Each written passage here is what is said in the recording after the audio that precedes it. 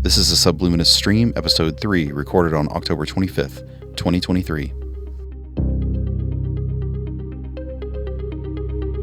Welcome to the Subluminous stream. I'm JD. This is TJ. We got an exciting show for you today. Yes. Yeah. So we're celebrating Hallow Weekend. And if you haven't heard of that before, it's because we just invented it.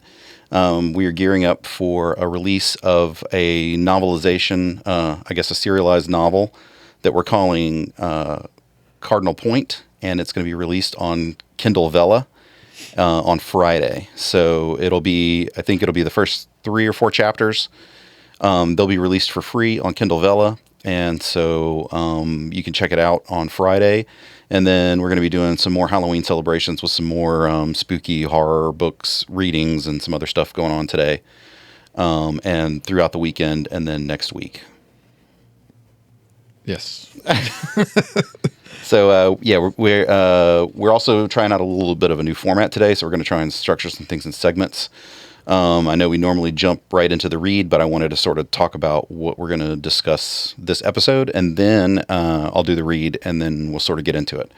So I guess first and foremost, we got sort of a quick list, and number 1, we're celebrating the Hallow Weekend. Number 2, in addition to the stream next Wednesday, I guess we're doing our regular stream, but on Tuesday, which is Halloween, we're going to do a Halloween stream. Yeah, kind of shorter, happy Halloween read of chapter of Cardinal Point. Yeah, we'll do another chapter of Cardinal Point. This will be after the book release, the book launch.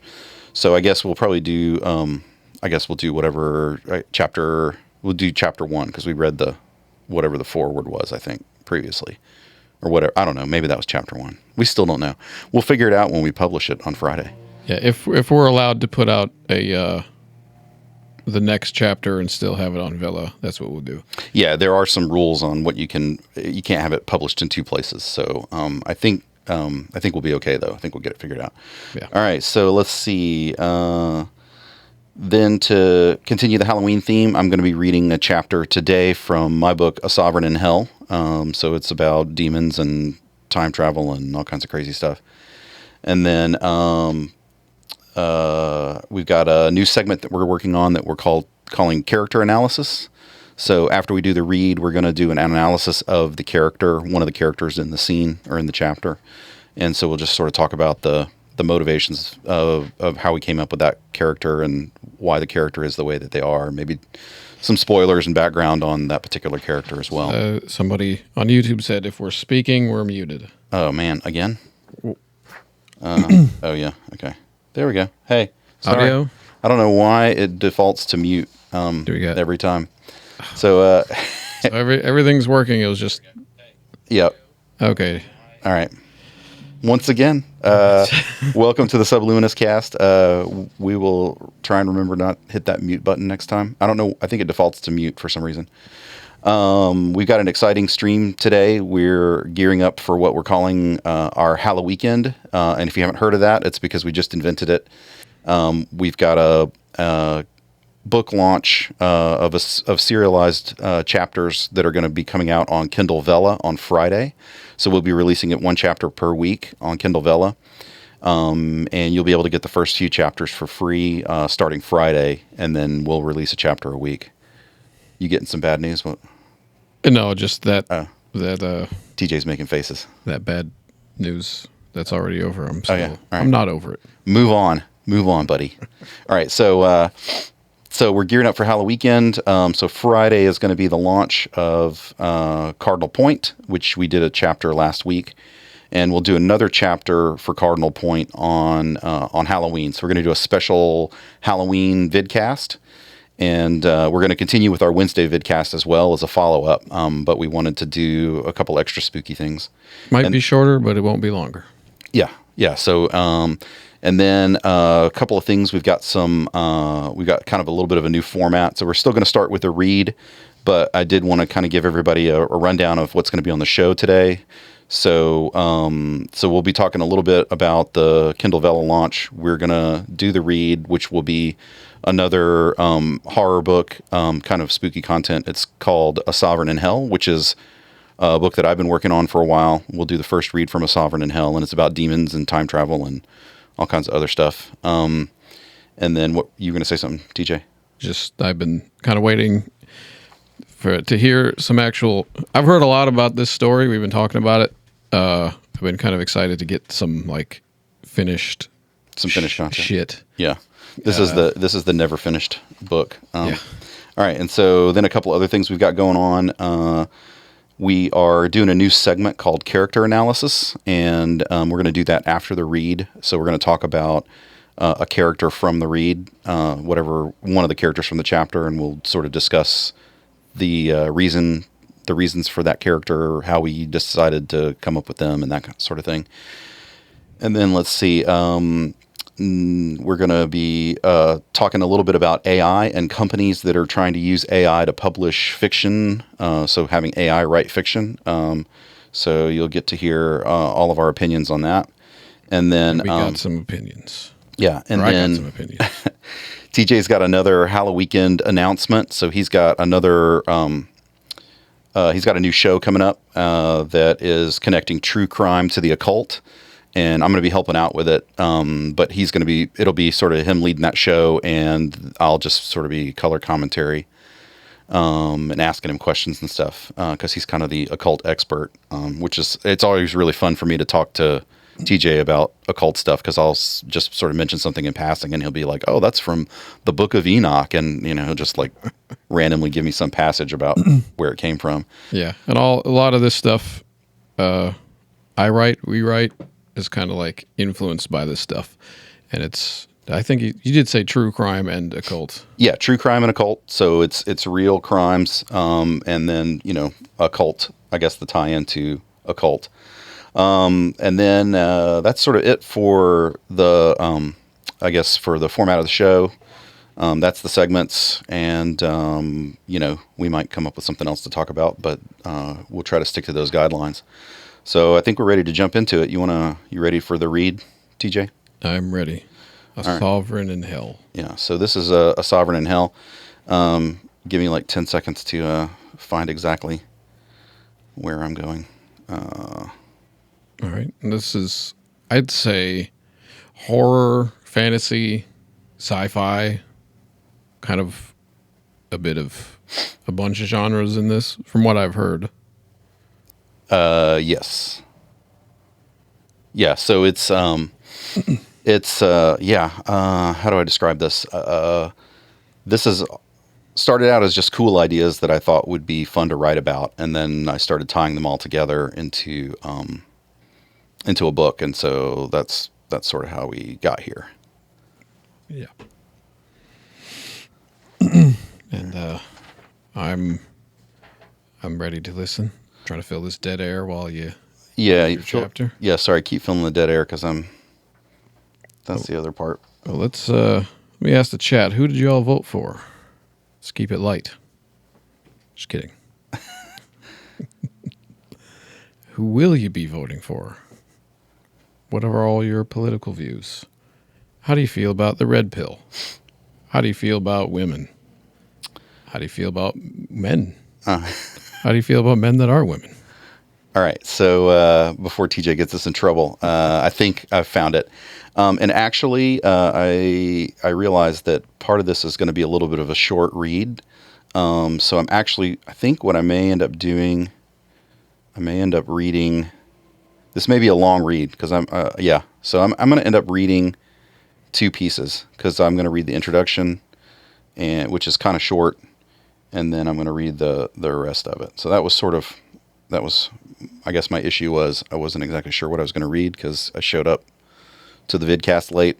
And so, yeah, it's how it goes sometimes. And then the other thing is I forgot my glasses today. So double boomer. Double boomer. That you need glasses and you don't have them is the double boomer. Yeah, exactly. If I had them, I would have like the wrong ones. I brought my readers instead of my prescription glasses or something like that. I brought my night glasses. Yeah. So let me see if I can zoom in real quick.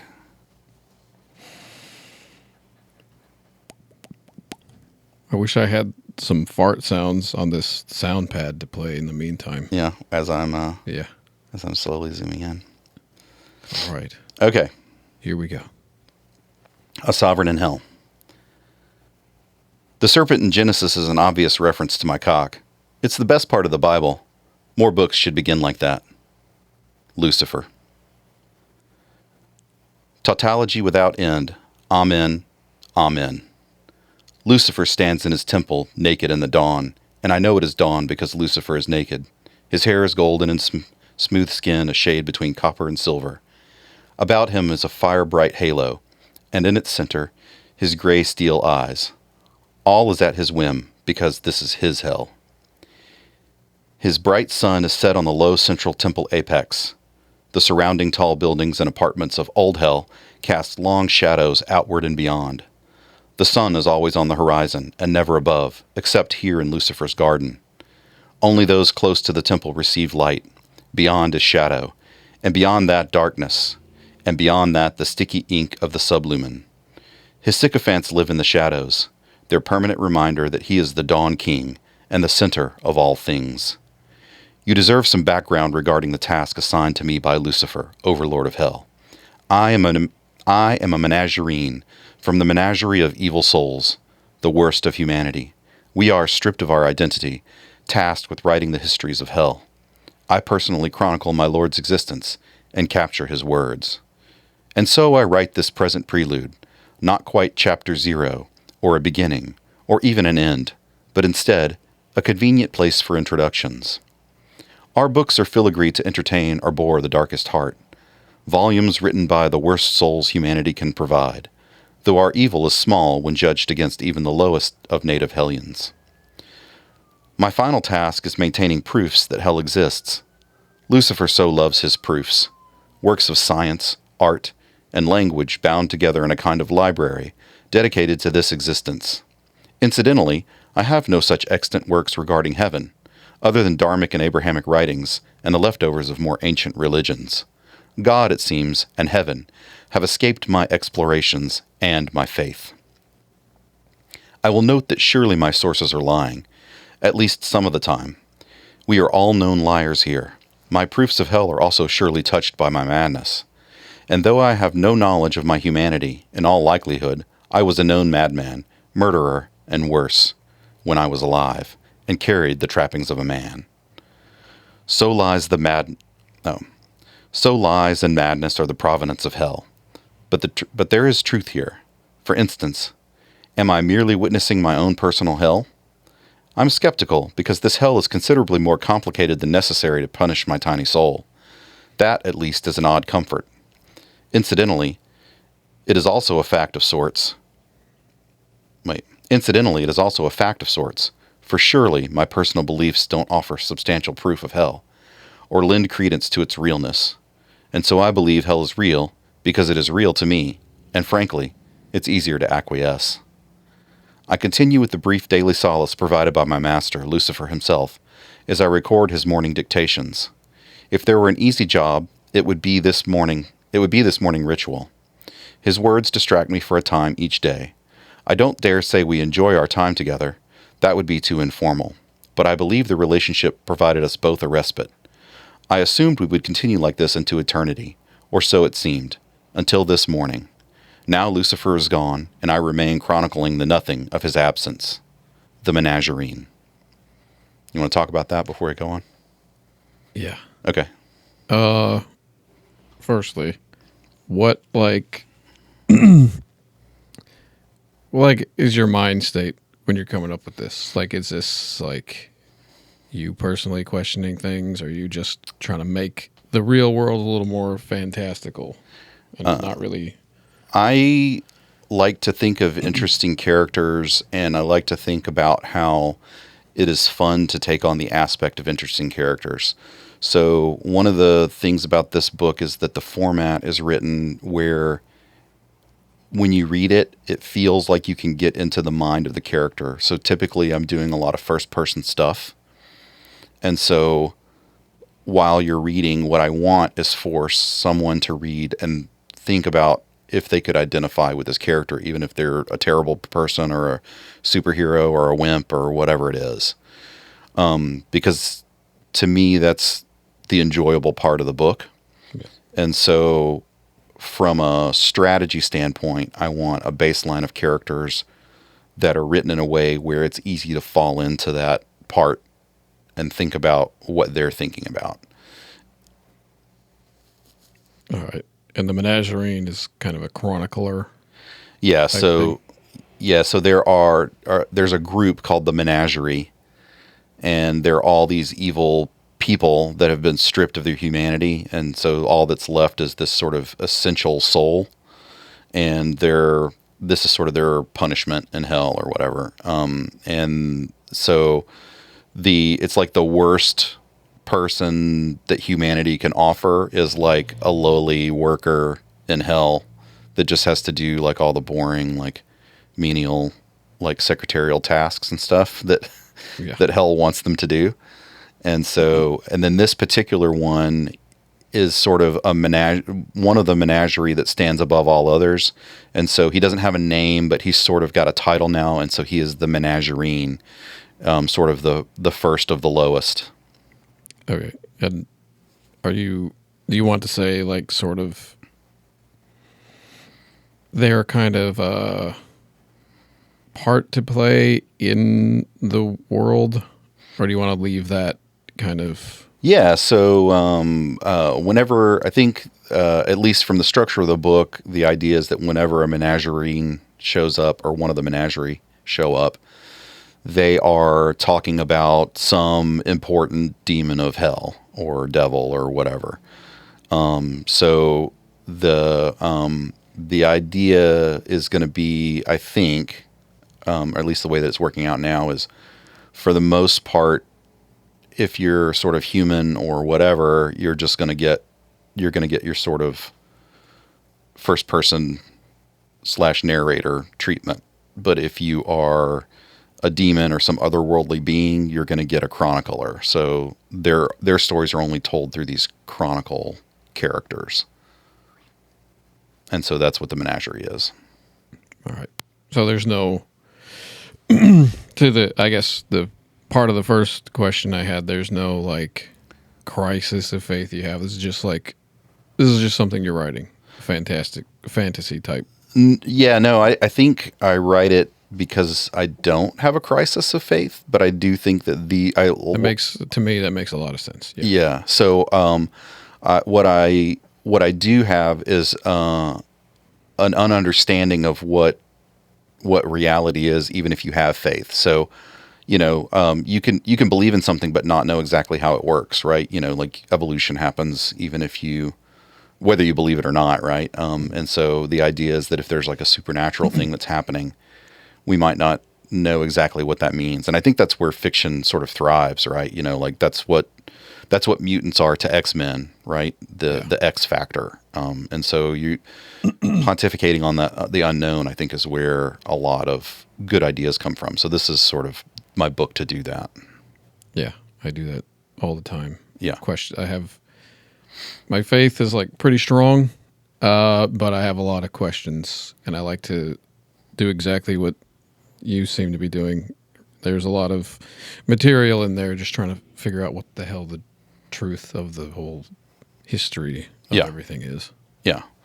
And so this is, if this book were to be, I don't know, if this book were to go beyond like itself, then there's, sort of a whole system of beliefs and how, like Tolkien had all, his Cimmerils or whatever, the flowers of light or whatever, and Arda and all the other different places and stuff like that. And so this would sort of be, live in some sort of universe where, of my mind, where I've sort of created all these things. So it's not based on any sort of actual like Lucifer story, and it's not trying to take any sort of biblical moment as real. Like this is very fictional, but the idea is that I wanted to come up with a way to reach into like Dharmic and Abrahamic religions and discuss those things and use them as a backdrop, and then explain why reality is the way that it is to us. Yeah, well, this has been not that you're not original, but this is like Milton's Lucifer. Satan is like a completely like his own fabrication, along with Yeah. Yeah. the 9 circles of hell, but Yeah. with a little bit of, I guess you'd call it Christian mythos. Yes. Yeah. And that was a big inspiration too. So, I mean, really any sort of the Luciferian myths is kind of an inspiration. And it's really, this first chapter sort of jumps straight into Lucifer, right? Like talking about Lucifer being naked, and Yeah. I got a quote about his cock, like in the first like sentence or whatever. Yeah. But I can't say fuck within 7 seconds on YouTube. Yeah, not in the first 7 seconds on YouTube. But once you get into it, you can say whatever you want. But yeah, so but the idea there was like, I also have all these Lucifer quotes and stuff. And so the idea there was like, okay, well, I want to create my version of Lucifer, the Lucifer that I haven't seen. And so that's sort of where, and that's kind of I don't know, as a writer, I think that's really fun. And if I understand it right, he's not exactly the villain of it, but he's not like the protagonist, but he's Yeah, he is the substrate of the story. He's the missing MacGuffin or whatever, I guess. Yeah. So at the end of this thing, like the menagerie says Lucifer's missing, and that's sort of where we leave it. And then Lucifer's absence is sort of the cause of, or related to, all the things that happen in the rest of the book. Yeah. Is there more to read, or do you want to talk about how kind of far along this is? Yeah, so we're at we're almost at 2:00. So I have this other chapter which is a little bit longer. It's sort of a normal sized chapter. And I didn't know if we wanted to read that. It's got a couple of things that if we get into it, I kind of want to talk about some other stuff. So I don't know if we want to wait for it, but I also really like this chapter. So I don't know. It's really up to you. Yeah, that one was super short. So I think another one is okay. All right, just fine. Now this one's a little bit longer. And this is sort of my gets into some historical fiction. So we're gonna go from Lucifer to like World War II. So it's gonna be a little bit of a weird jump. Fuck yeah, this is the one. Okay. Yeah. All right. So. All right, cool. So this is called Children of the Rhine, and this will be the first chapter. And also, I was originally going to try like a German accent for this, and we can talk about that because the character is German, but I'm probably just going to read it as normal. And then go ahead. If it's cringy, you'll hear me snickering back. All right, all right. Yeah, go ahead. All right, okay. Children of the Rhine. Snow blankets that are on mit the Heide forest, my home for the past few days. I can hear the bombing of Königsberg. The explosions are more frequent today, and the Russians are just to the southeast. So no, yeah, I don't think it works. Yeah, I mean it does. It's kind of close. That's based off of my practice. I feel like you're. Yeah, just do whatever. I feel like okay. Self. I think I'm going to read it regularly, and then we'll sort of talk about this German accent thing. But yeah, it's actually kind of exciting. Part of that was good though. Yeah, it's because I've read it like 9 million times. Okay. Snow blankets the Ron Mittahida forest, my home for the past few days. I can hear the bombing of Königsberg. The explosions are more frequent today, and the Russians are just to the southeast. Likely they are hungry, and will soon swarm the woods looking for game. It's the biggest army I've ever seen, and there is no way I won't be discovered. I would return to the abandoned farm in Metkithen, but it was completely destroyed 3 days ago. I was lucky to be out hunting, or I would have been killed in the bombing. I dare not draw attention by starting a fire now, but parts of the village and outlying buildings are still burning, and no one seems to be left to put them out. So I've been making what I call my pilgrimage to a smoldering hayloft and enjoying the warmth and the wild boar I left slowly roasting there. The good thing about the war is I have plenty of ammunition and plenty of fire. My Luger and Carabiner are both the spoils of war. In all truth, the Carabiner is the most accurate rifle I've ever fired. The Germans were almost in full retreat now and getting sloppy. If the Russians surrounded the city, there would be nowhere to run except across the frozen lagoon. The Germans will be trapped. I will be trapped. My brother will be trapped. But that's what I wanted, to kill him before he died a hero. Whatever happens to me afterward, I don't care. I only need to survive long enough to find him. I'm hungry, but I don't dare return for another pilgrimage until nightfall. So I wait and hide and watch. It's cold, but I have my journal to keep me warm. The cover is green cloth. I look at the inked-out name, Detlev Becker. My grandfather wrote it when he gave me the book as a child. Later, I scratched out Becker and took my father's last name, Ndaye. Though by that time, I had not seen him in years. In turn, that name was marked out as well, after a fight with my grandfather. It was a relatively minor battle, but I believe it was the first of many. Below the black scribbles, I read the current title, Rhineland Bastard. I wrote it in anger and rebellion, then fear and acceptance, when I learned what it meant to be a bastard. Okay, this is a German word that I don't remember how to pronounce. The Volksgemeinschaft spared no one in my family, but I got the worst when Friedhof found me. I had not seen the Aryan boy in years. He arrived at our farm and handed me a letter from my brother Albert. They had met in Königsberg, which happened to be the city the Russians are marching on right now. He said, "I'm not here on personal business. Your brother asked me to give you this." He handed me a crumpled piece of paper, then said, "I'm here because your mother is a whore, and you are a bastard. Your grandfather is a traitor and harbored a black soldier for years. And worse, he was French. I will take this farm for myself, and perhaps your mother as well. I have a contract, though. If you sign it, your grandfather can keep his farm. Your mother sadly remains a whore, and your bastard blood will always be tainted. There is nothing I can do about that. Can you read, bastard? I have my father's dark complexion, dark hair, and dark sense of humor. I also have my mother's blue eyes, making it impossible to deny my bastard heritage. Friedhof was a childhood bully to both my brother and I. He was recruited to the Gestapo in 1939, a year before my brother joined the army. Somehow, Albert was able to forgive him for years of torture. I was not. Not even after I stabbed Friedhof in the barn and shot him with his own gun. My gun now, my Luger. I smile at the memory of his death. Friedhof Allemann was a psychopath even as a child, a natural bully. He could instantly find vulnerabilities in others. Now that I think about it, he was well suited to his job. In the contract he gave me, it was agreed that I would volunteer for sterilization. I signed it, standing next to our house. What else could I do?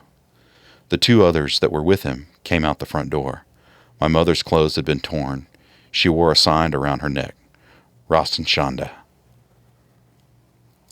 She had defiled the Aryan race, was a whore, and would be punished regardless of my contract. I was to be the proof. They put us in a car because we were far from town. Friedhof drove him himself. The entire affair took about an hour. There were children with instruments and a group of around 50 people. My kindergarten teacher was there. We marched along the streets like a parade. People laughed and jeered and spat. At the end, they cut my mother's hair off as the children played the song Erica, while stomping and clapping during the boom, boom, boom of the drums. My mother and I walked back to the farm. It was relatively quiet the next week, except she couldn't stop crying.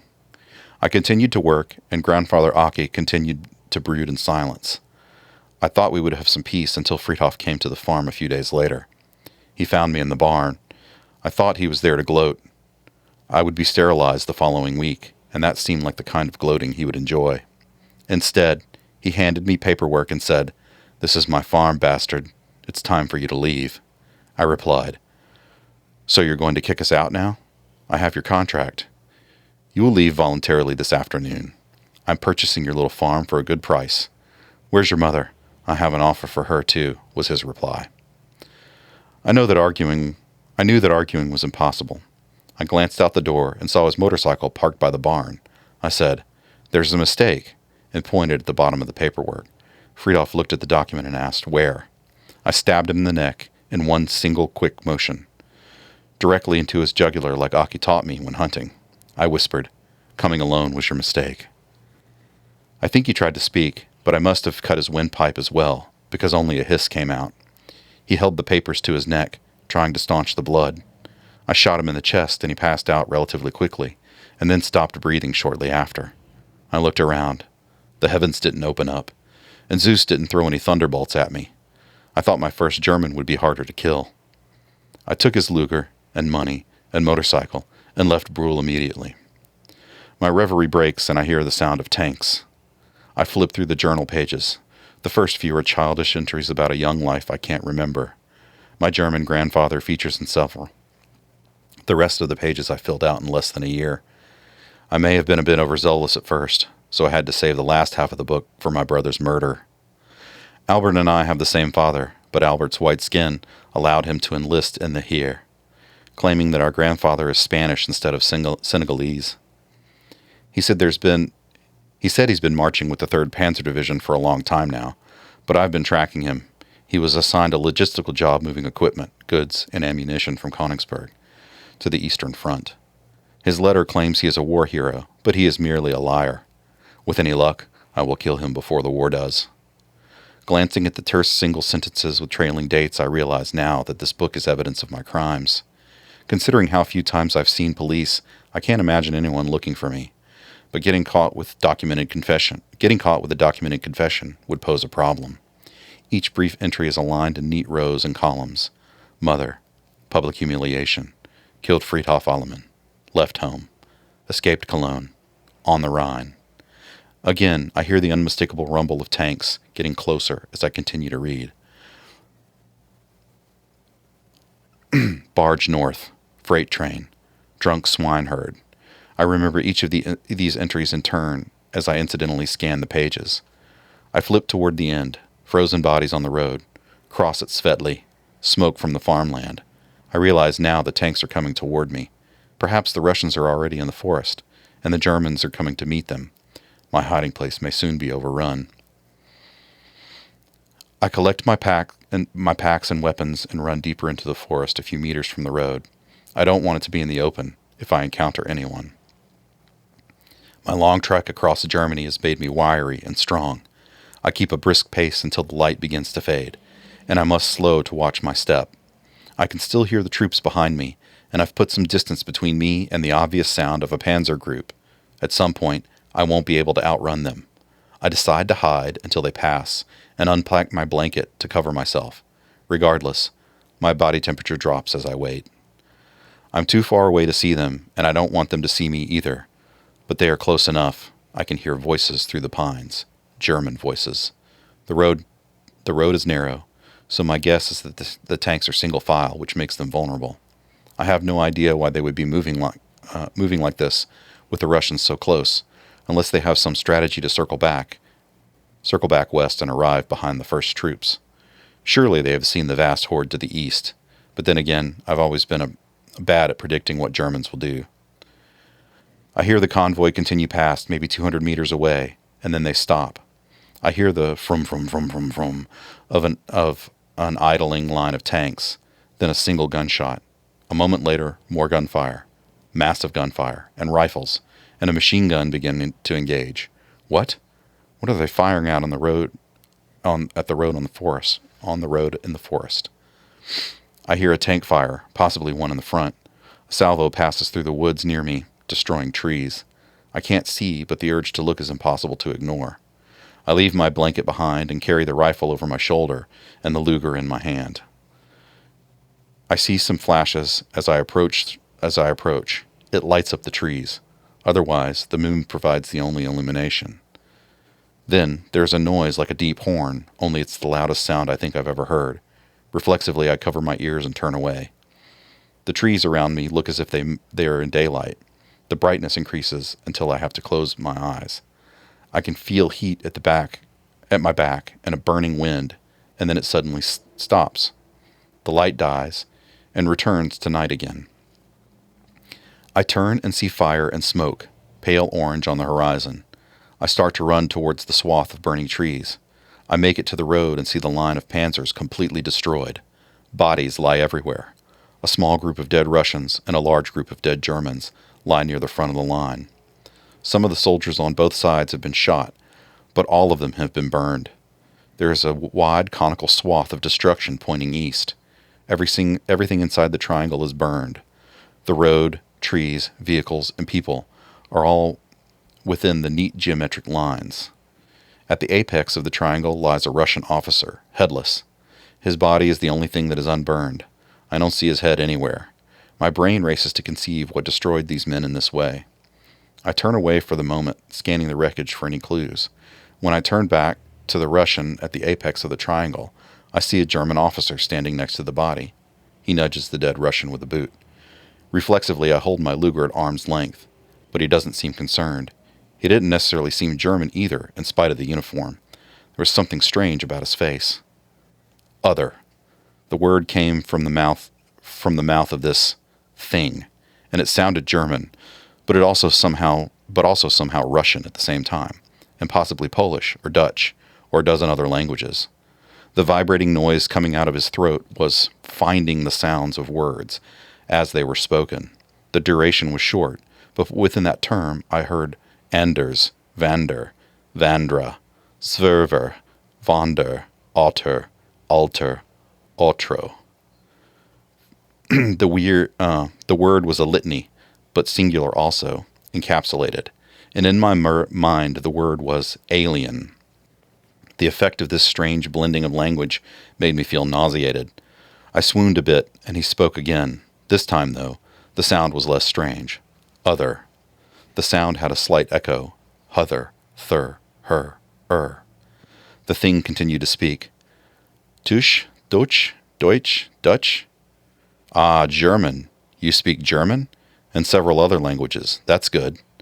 It wasn't a question. Somehow it knew I spoke German and Russian, and possibly knew I spoke French, Polish, Swedish, and a little Dutch as well. The nausea was subsiding, but the after effects of the strange language caused my gun hand to shake. The creature that looked like a man glanced at the Luger. Is this a weapon? You don't need this weapon with me. I stared at him. Then the vibrating voice returned. You don't need this weapon with me. Rather, your weapon is useless. I shot him. Nothing happened. He didn't move. He didn't look at the wound. The force of the projectile at close range didn't push him back. The bullet just disappeared into his jacket and never came back out. Then a wave of nausea induced by the strange voice hit me again. I lost consciousness as it said, I am becoming impatient. My brother Albert and I were close in age, or rather we are close in age, because I haven't killed him yet. Does age work like that? When I kill him, will I eventually be older than he is? Is that what happened when I killed Friedhof? Friedhof was an asshole, a Gestapo asshole. Albert was an asshole, and also a Rhineland bastard, just like me, but not for long. I think when you die, you stop aging, and you stop being a bastard.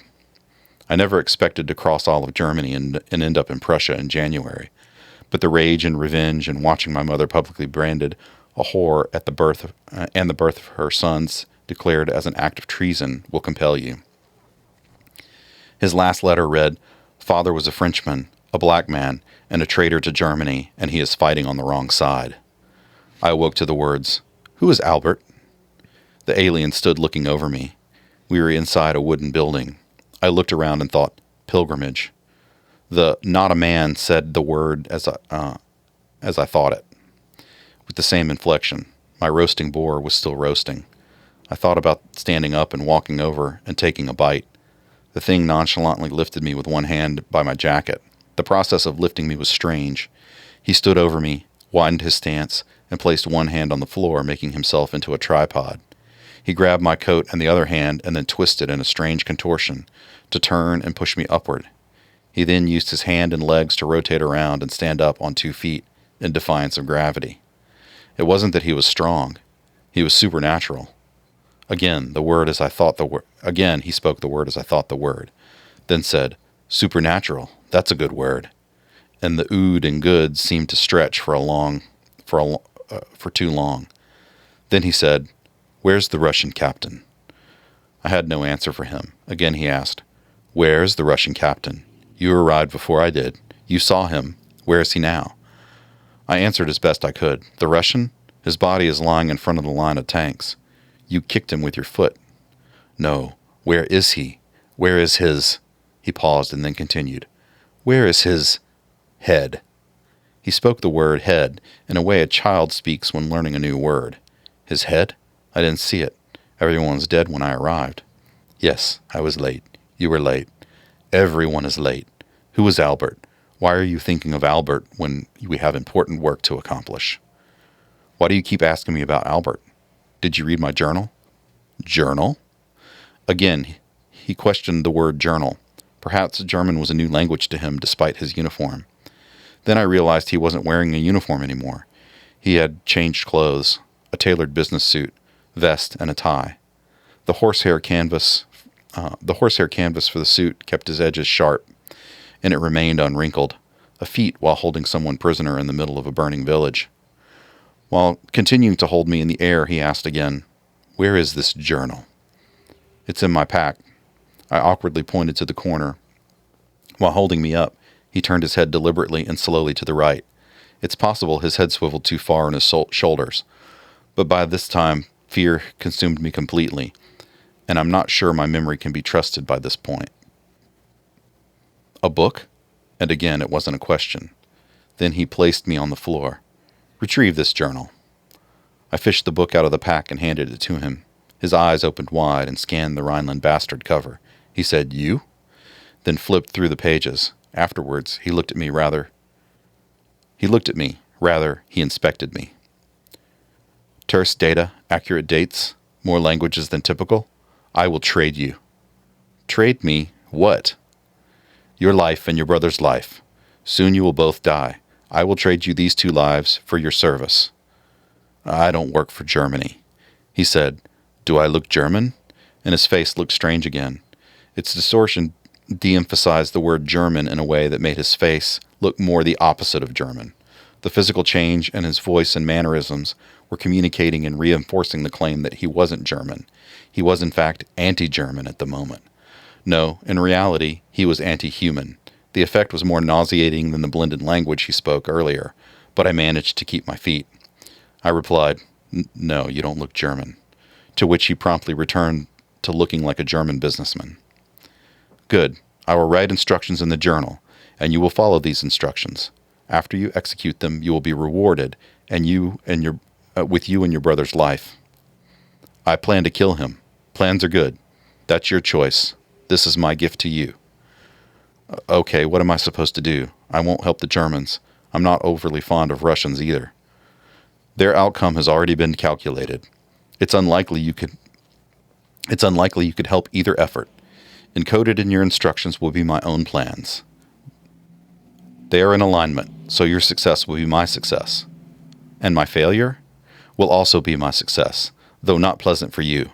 I will write your instructions if you agree." "I agree." "Do you have an instrument?"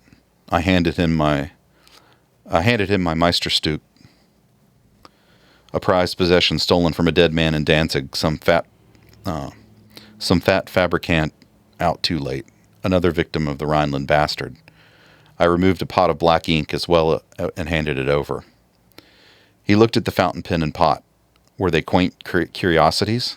I thought about filling it with ink for him, but then, after a pause, he opened the ink pot, then deftly pulled the lever filler. He held the pen in his left fingers and thumb rather strangely, as if throwing a dart. Then he lowered his hand to the paper in a precise but mechanical smooth motion. He moved so fast his writing was a blur, and his hand crossed over the page in the sweeping motions of all directions. I wouldn't understand that the resulting motion looked more like a digital printer until later in life, after printers were invented, and I saw one for the first time. Until then, the scanning of his hand looked robotic in a world without robots, which is to say, utterly bizarre. The resulting text looked typed and spaced, as if it came from a steno pool or a telegram office, and not the uncanny hand of my visitor. The only seeming mistake were faint drag lines from the pen. The resulting work contained a list of brief lines of instructions, following the 3-column format I created with my previous entries. I wasn't sure if he was mocking me, following the rules I established, or assumed that this was how German writing worked. I assumed it was the last and most unsettling of these options. I read the first few lines, and then I read the first few items on the list, and tears of existential fear came unbidden to my eyes. When I looked up, he was smiling at me, also in tears that mocked my own. The liquid from his eyes streamed oily black. He said, "Now, follow my instructions, Rhineland Bastard, and you will have your life. All right. So Yeah. that was a long one. Sorry. Yeah. I was drawn in, so that's good. And I also figured out the picture-in-picture Oh, cool. by accident. Good. Well, are we doing a character? And let me look at the sheet here. Yeah. So, Detlev. yeah. What was his last name? Ndaye, I guess, was his Senegalese. That was his father's name. He changed it. Yeah. Well, why not?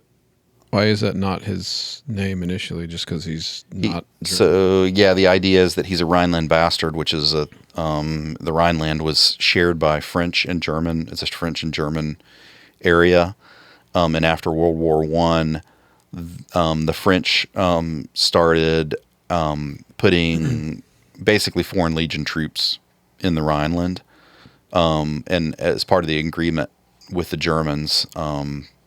Basically, the Germans had to disarm after World War I, and then part of the agreement was that the French were going to sort of keep an eye on them. And the Germans did not like these North African, West African troops being in the Rhineland. And so, and then, of course, because the troops were stationed there, they would end up having children. And there weren't that many of them. I think there were maybe only a few hundred.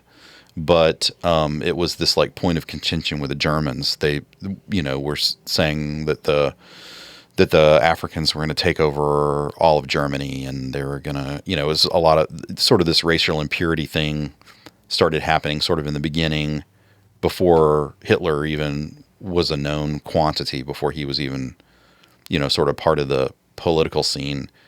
There was anti-black, anti-French, sort of German xenophobia that was happening.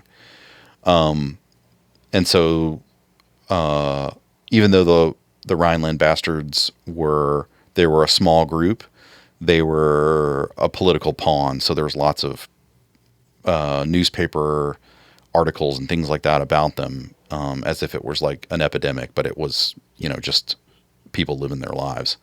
And so I thought that was an interesting idea, and then the concept of the Rhineland bastard, and then Detlev's father being Senegalese, and also being part of the French army, the colonial army, gave me a reason to have him, be absent, because basically at sort of the beginning of World War II, the Senegalese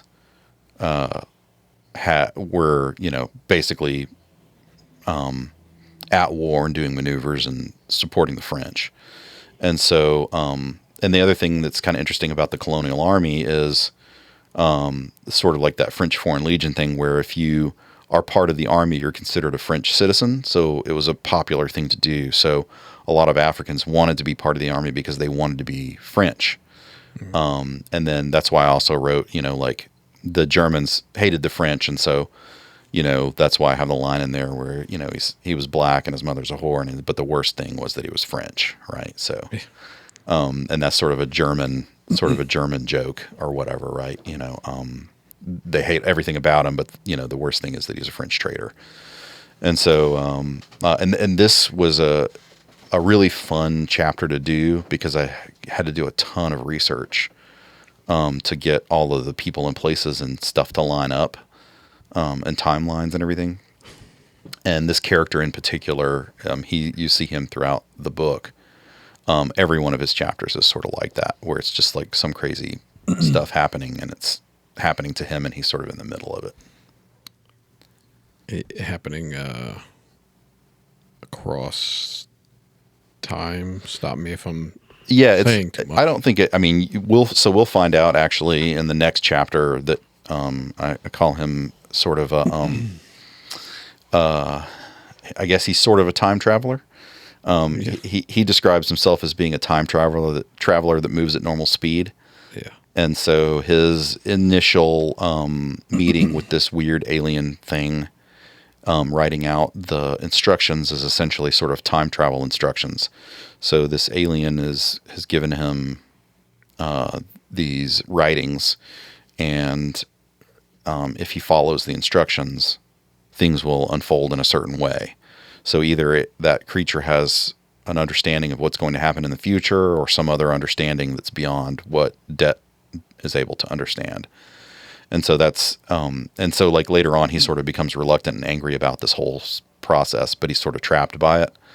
And so he's continues to follow these instructions, but he gets mad because he's like, I guess these time travelers can sort of move faster than the speed of light, and they can appear in all these different places. But schlubs like me have to just sort of sit around waiting for crap to happen, looking at these notes in the book until, so like if they give me a date, I don't get there any faster. I just have to go like sort of move to a new apartment and wait for it to happen. And then when it happens, I have to be in the right place. So he's sort of got these instructions, but he doesn't have the benefit of like jumping through time. He just has to sort of live at normal speed. And there's an alien standing there, like looking at its watch, like, "What the fuck are you?" Yeah, exactly. And so, and again, I say alien, but I sort of mean that in the sense of not human. I don't alien.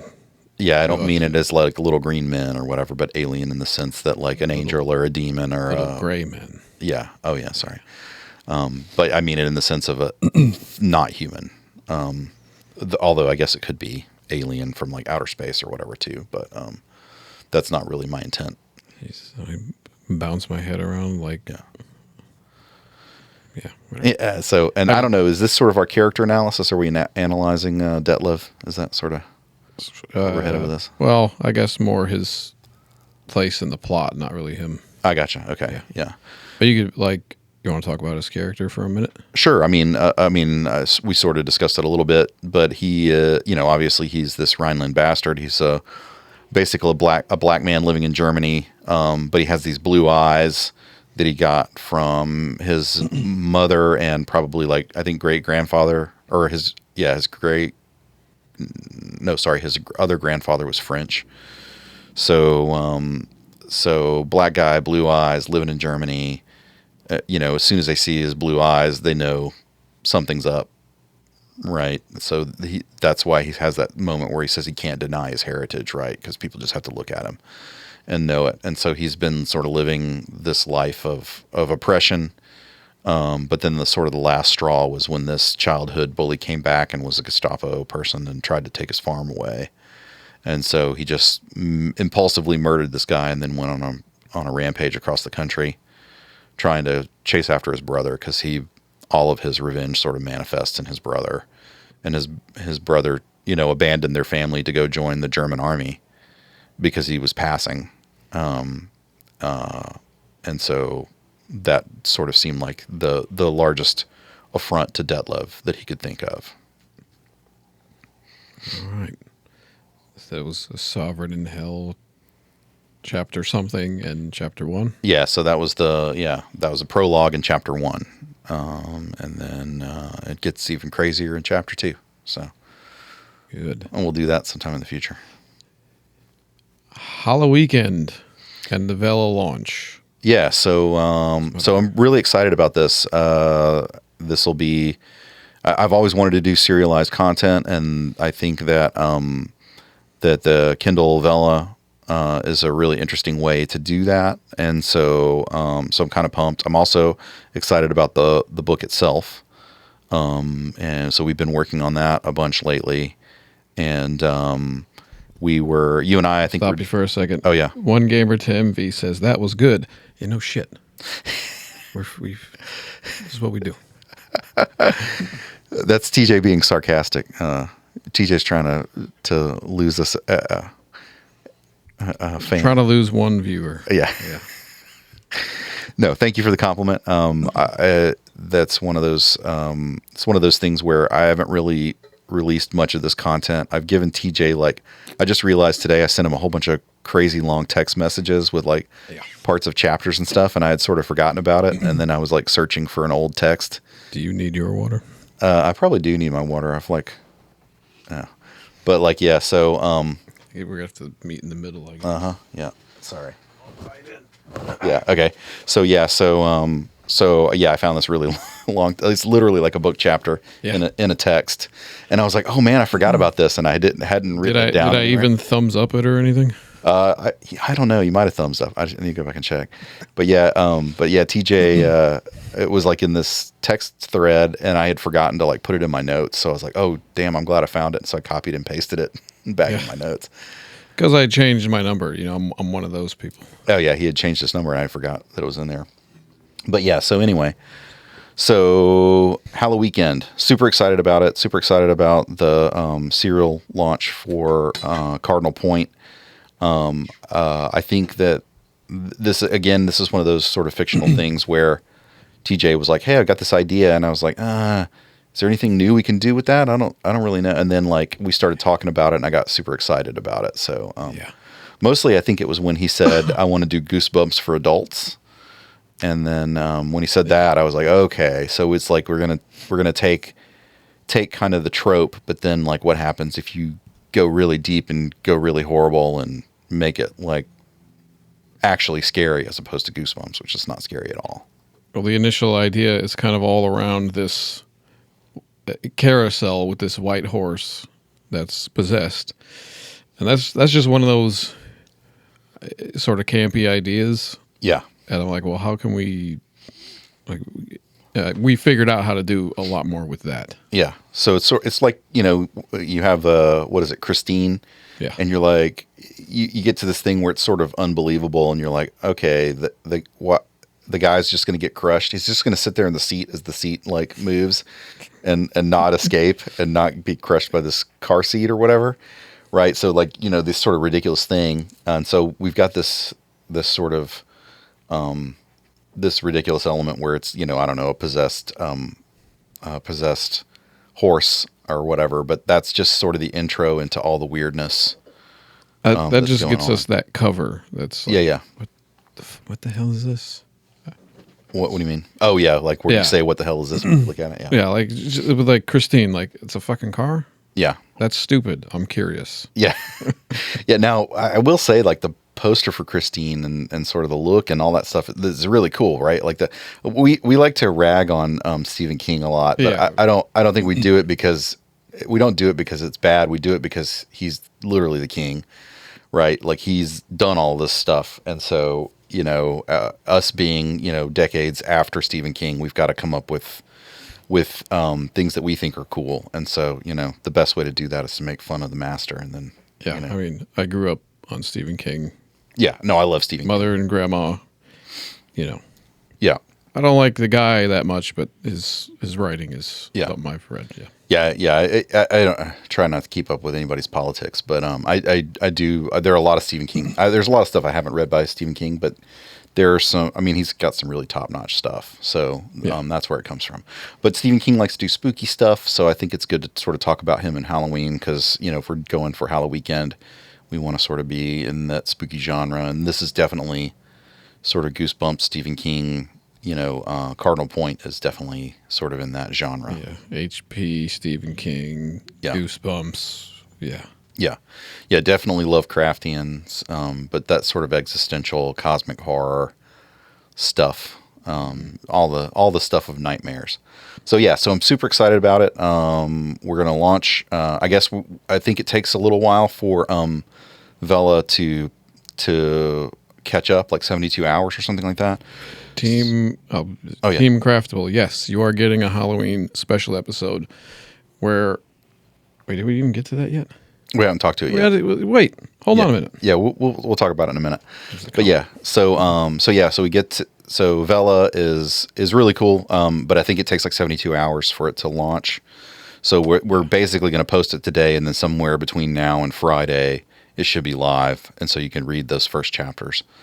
And then we'll update it weekly. I don't know what our update schedule is going to be, if it's going to be like Mondays or whatever, but we'll figure that out, and then that'll just be something that we keep tabs on as we move forward with the show. 1, 2, and 3 will be up by Friday. Yes. And then 4 on Tuesday, and we'll try to keep it up every Tuesday. Yeah, and then we'll probably continue to read from it. Is that right? Or do we have to sort of stop? As much as we can. I'm going to double check that. I think As long as we don't do like every other one or something like that. We definitely can't release the whole book because Vella doesn't want it to exist in any other format. Yeah, it can't be free anywhere else. Yeah. So, but I think we can give out promotional pieces. So that's what I mean. I think that's at least that's what I'm considering. Kind of what this is. Yeah. So you won't get the whole read until the book's done, and then we'll probably release an audiobook or something like that. But But yeah, so super excited about that. And then, do we want to keep talking about Hallow Weekend stuff? Yes. So Friday will be the launch. We're going to be posting lots of like little stuff, I think. So, like little shorts and things like that, and little promos and stuff. And then we're going to do a Halloween vidcast, on Tuesday on Halloween itself. So it'll be the same time. So it'll be in the afternoon. It won't be like Halloween night. Yeah. But and then we're going to read the next Cardinal Point chapter, and we're going to do some character analysis of Cardinal Point characters, and then I don't know, maybe TJ and I will be wearing costumes. If I have one, or we'll both be dressed as serial killers. Hulk Krogan. What? Nice. Will Sasso, the guy from SNL or not, Mad TV. Yeah. He's got this podcast now. He's always been good at like doing Hulk Hogan and Steve Austin and Jesse Ventura. And they have like a podcast called Dudesy where their AI kind of like plans it for them. Yeah. And it was like, in this episode, Dudesy told me to be Hulk Krogan, so I'm Hulk Hogan and the Crow. Nice. Me and Malia were watching that, and I'm like, that's a good Halloween costume. Pretty genius. Yeah. So you sent me. Is that where you sent me the Dudesy? The Tom Hanks stuff. Yeah, that was really funny. Which kind of leads us into our next subject here. I sent you that because we were I think texting a little bit about AI. Yeah. And how some of these people are using it to write books. It was like, what the hell was it? Like, I don't know, some ridiculous thing. Like, well, that's how AI writes. Yeah. Just off the wall shit. That's not a real story. Yeah. And it has a lot of incongruity and discontinuity, I guess. Yeah. So yeah, it gets really, and it's also really campy. Like for whatever reason, especially like ChatGPT, because it doesn't want to write about anybody being harmed. So like there have been a couple of times where it's like, okay, what if you had this like sci-fi character and he had like this weapon that would like kill people, and he's like, but then he also has this magical ray that when he shoots people, it heals them and they don't die and they live happily ever after. And you're like, what? Why? Yeah. Like, is it possible to have some character? That's not what the fuck we're doing here. Yeah. Can fiction. Can the character be antagonistic in any way? No. Everybody has to live happily ever after. And you're like, what is going on? And then it also like does weird stuff where it sort of loses the thread and it goes off, on a tangent. So I feel that I don't know if there's anybody that's publishing a book right now using AI, like maybe eventually in the future, it might be something that you could do. But if you're using AI right now, you're probably working harder at trying to get AI to give you something that's readable than if you just wrote it yourself. You can easily get to a point where you can do 2,000 words in an hour, probably a lot more. Yeah. Instead of sitting there dicking around with this AI trying to get it. And if you're releasing a bunch of stuff, I don't think these people are reading it. Yeah. Because I think it's becoming a problem in KDP where it's like readers are like not liking this stuff. Because if you need to like just try to look up Dudesy Uncle Bus, where it's like this script written by an AI and it's like a Tom Cruise voice. Yeah. And it's like, hi, it's your uncle. I'm not on the bus. I am the bus. And we have to do a race with the devil or I can get my body back. And if I lose, everybody on Earth becomes a bus. Yeah. It's like, okay. So yeah. So it's sort of the it's always something with writing a 7-pointed star, something with the devil, something with a ritual with this AI shit. Yeah. I don't know if it's their stuff, but it's like always it's the writing version of AI's version of hands. Yeah. Like, why does it have 80 fingers? Obviously as writers, we can't be super big fans of AI. But I think AI has a place in the world. I think that AI has a place in writing. I think we are actually both fans of AI, actually. Yeah. Just how we use it is more planning and kind of scheduling. Yeah. Kind of. But to me, the fun of writing is doing the writing. I don't want to read the story that AI wrote for me. That just seems terrible and boring. And because the engaging your imagination and then communicating that imagination to other people is the whole point of writing. And I think when people I know what they're trying to do. They're trying to make money. So they're trying to commoditize this thing, and they think the easy way is that the AI will write the story and they can publish it. But so obviously that seems like that's going to get a little bit of backlash. And then I think one of the reasons that we are reading, I feel that we're reading live, is to show people that this is real humans doing this stuff, right? And in the same way where you see like artists draw things in front of the camera, right? And so I think that becomes more important to society, and it becomes a way of communicating the work that you put into something. And I feel like other humans appreciate that craftsmanship. Yeah, and I don't want to live in a world where we got to have a sticker on a book cover that says 100% human written, and I don't want to live in a world where these things are like, well, let's get our news and our short stories from a fucking AI, and a real book is something like a boutique thing. Yeah, that now costs 100 times more. Just like a coffee at Honest. Fucking love you guys, and it's like I don't want to live in that world. Yeah, it's like only lawyers' sons can sit home and write a fucking book. Yeah. I want to, And I don't think anybody really does. I mean, I think there are people that want to make money, and they're doing it from the standpoint of like, how do I make money in this world? And I guess they don't want to put in the time to do the writing, or maybe they want to be writers, but they just don't know how, or something like, I don't know, whatever. I'm not trying to defend people that are abusing AI, but I can sort of see where money is the driver, but people like good writing, and at least currently AI is not capable of producing good writing. It's able to produce sort of convincing conversational tones, and it's able to produce sort of convincing themes and stuff, but it's just not there. Once you sort of scratch the surface, there's not enough substance. And so I have no doubt there will be in the future, but I don't think we're there now. So there might be some kind of app now. I see on Instagram some ads for this app thing that I guess a lot of people are buying. Maybe that can write something, but you can still tell. Yes. And maybe as a research assistant, it's almost there. Yeah. And you got to like triple check. And as like a kind of scheduler, planner, something to like help you plot out a structure. Yeah. Or even like research and figure out like what kind of character you want in the thing. Yeah. Or like drop some tropes in there and say like, what can we do with these tropes and these genres? It can help with that. But just pure writing, no. Yes. So I think it can do like organizational tasks. I've seen that happen. And it can also help you with like summaries and things like that if you already have a piece of content written. I've used it for summaries. Yeah. I almost always have to rewrite the summary, but at least it sort of condenses the words efficiently.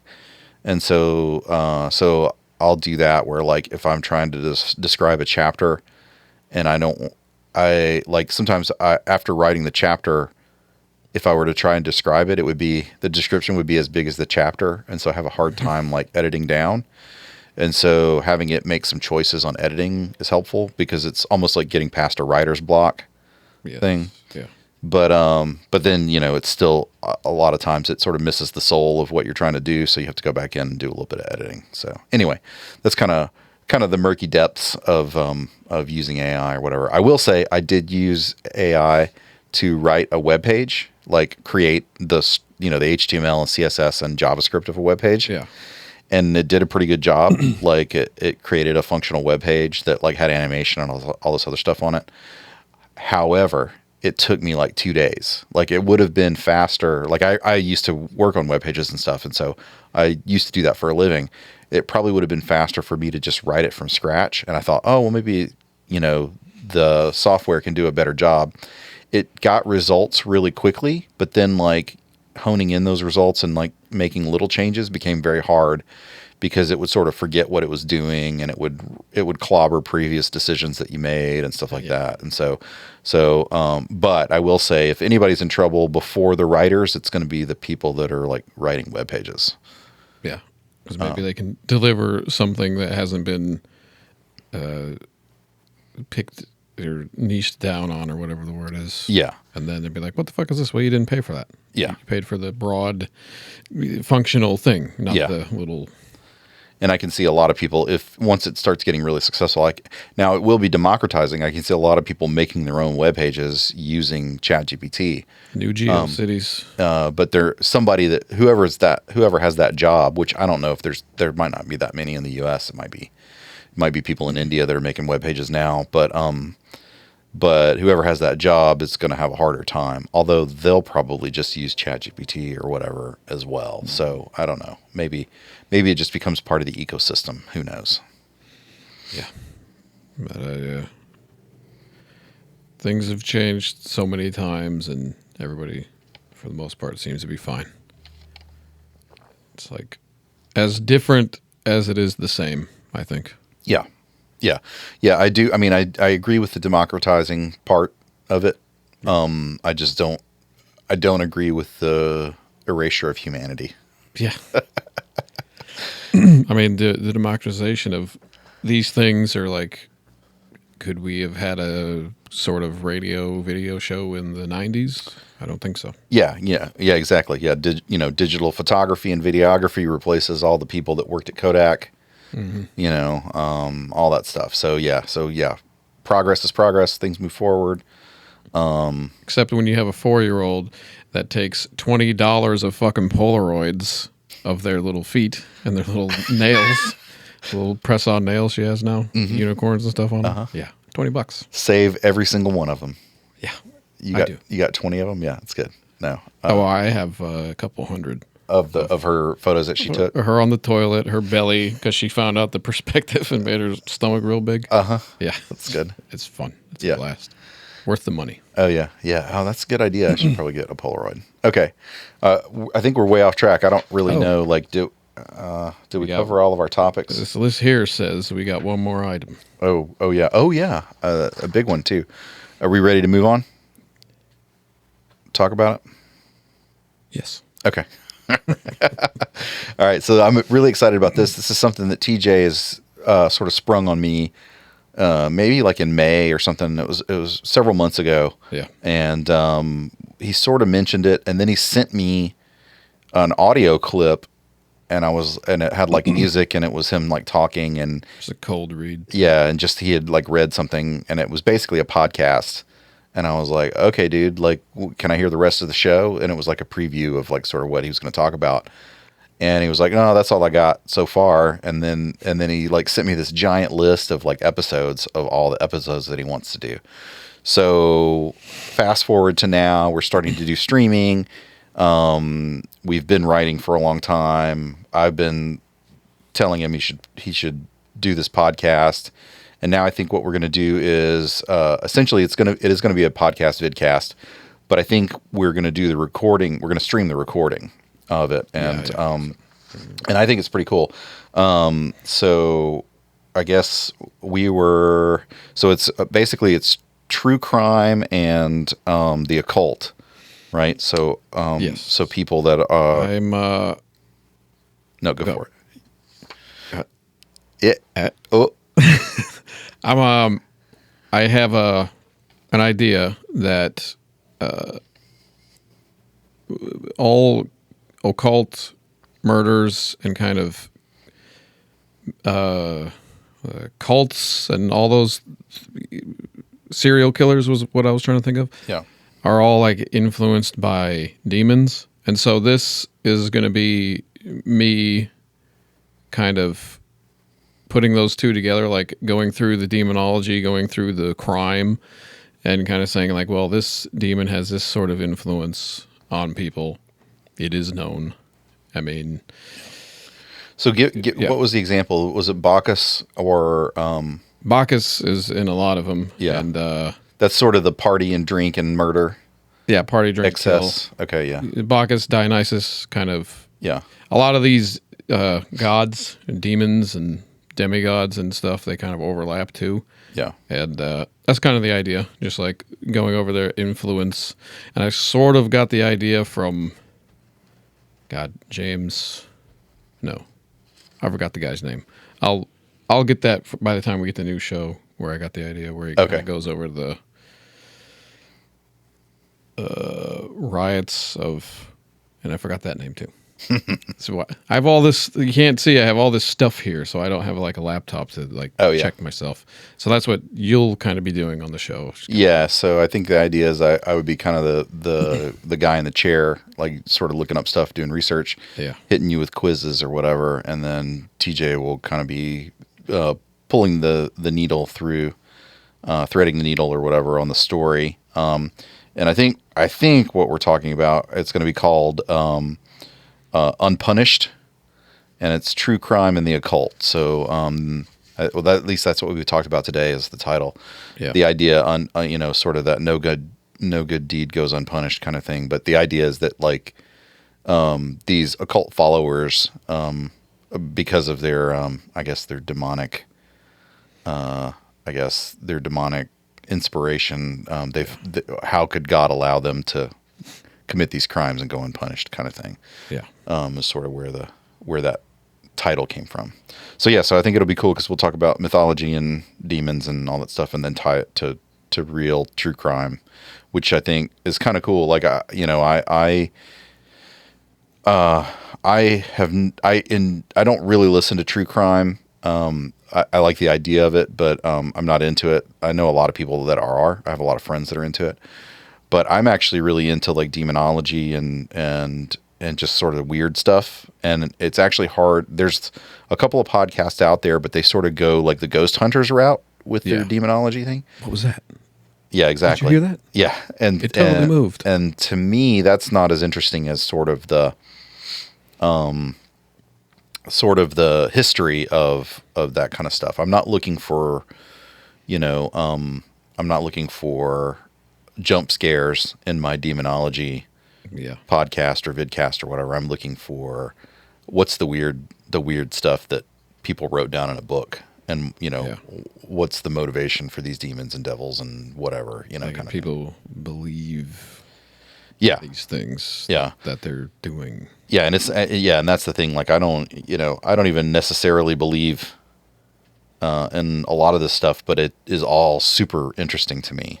And then especially the idea, if you tie it back to our true crime, and I think there are a lot of instances where, where religion and crime kind of mix, and that's really interesting to me, right? Like the David Koresh's of the world, and the what's the Heaven's Gate, right? Like a bunch of people decide to wear Nike sneakers and all kill themselves, on the same night, right? It's all just totally crazy. And that's kind of getting into what we're going to be talking about with the first episode. Guy named Ervil LeBaron, who had could you say it's a separatist Mormon sort of cult?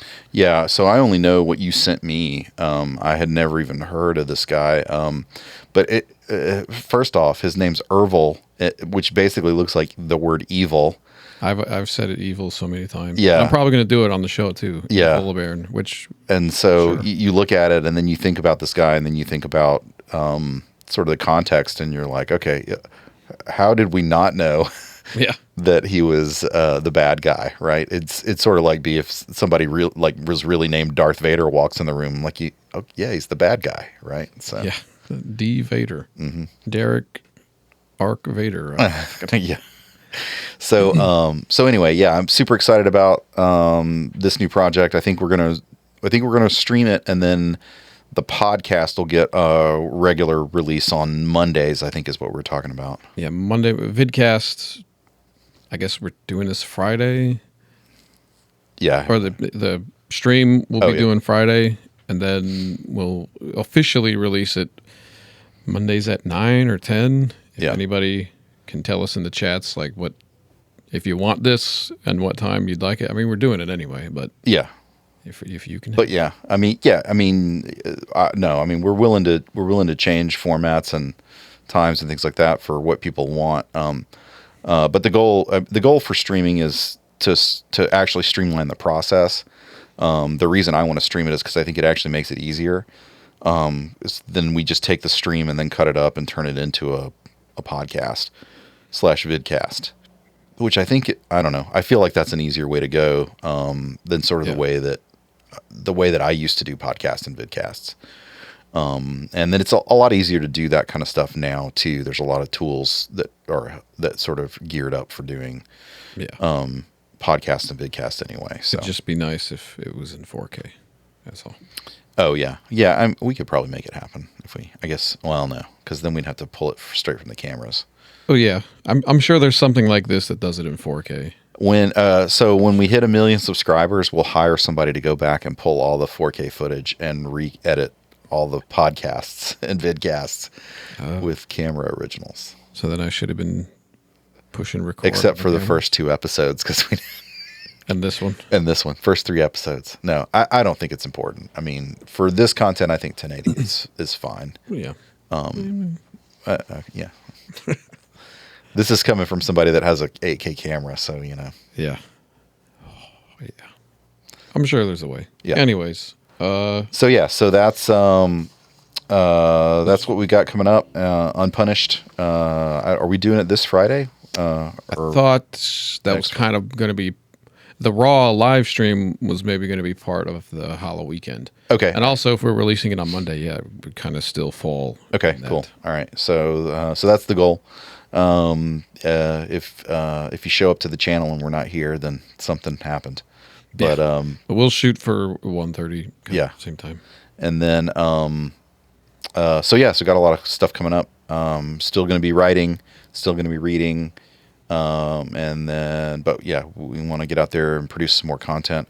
We launched on Facebook. We're on Twitter now. Yeah. We're on Kick. We're on YouTube, of course, which is sort of our hub. We'll be on Rumble. Yeah, we'll be on Rumble, but I think Rumble requires us to get some more subscribers. But we'll be uploading the videos there, and then eventually we'll live stream on Rumble. So that's I guess that's what we're doing. Yeah. I hope everybody has a happy Halloween. Well, before we sorry. officially end, I guess there's 2 questions from Team Craftable. Yes, you'll be getting a Halloween special episode Tuesday, 1:30. Yeah. Just like the regular stream. Yeah. Might be a little shorter, but it'll definitely be something. Yeah. Probably definitely shorter than today, but yeah. Yeah, we were kind of on top of things today. Yeah. We always mean to start at 1:30, but we often don't.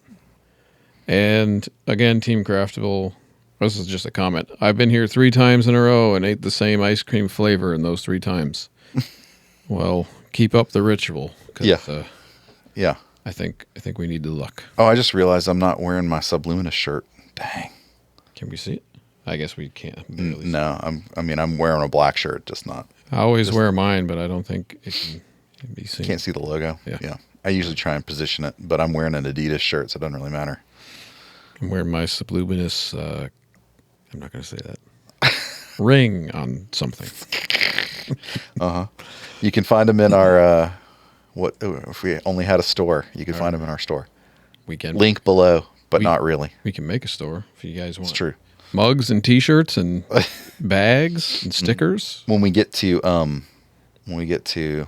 100 subscribers. Are we already? Well, not on. We're almost there on Facebook. Yeah, it's true. We are. Yeah. So if you we're trying to be on all the stuff. So whatever your preferred social media is, look us up. I think Twitter is Subluminous Pub. Kick is kick.com/Subluminous. YouTube is obviously here on Dead Workers Party. Yeah. And then I don't remember. I think did I say Twitch? Do we have Twitch? We don't have Twitch yet. Don't have Twitch yet. Okay.